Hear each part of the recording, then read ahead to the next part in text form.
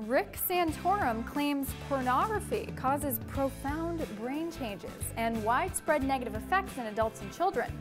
Is it true, or just another shock and awe political tactic? I'm Kimberly Walston with a healthcare focus for Insidershealth News.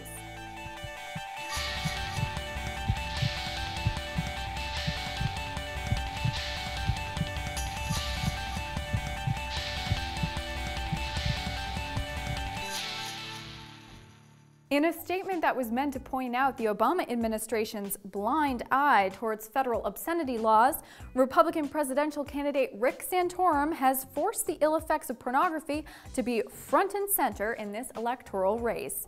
Santorum claimed, among other things, that it caused a rise in violence against women and needed to be taken more seriously.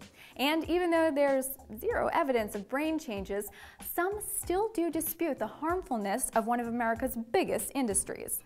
The problem with studies about pornography is that there are many variations, and it's easy to pull whatever information you need to support your claim.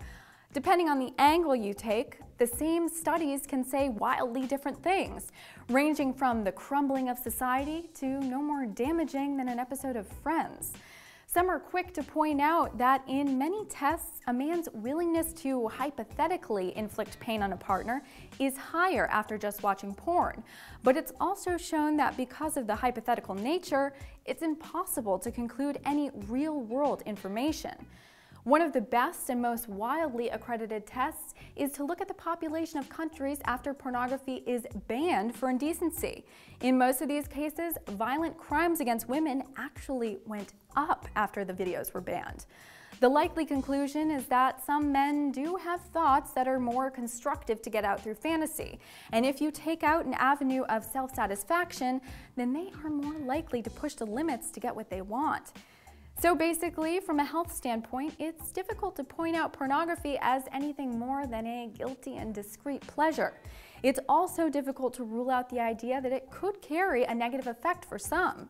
So whichever side of the fence you stand on, you might be right, unless you're bringing it up strictly to win a political office. It seems like there are much more conclusive points to talk about.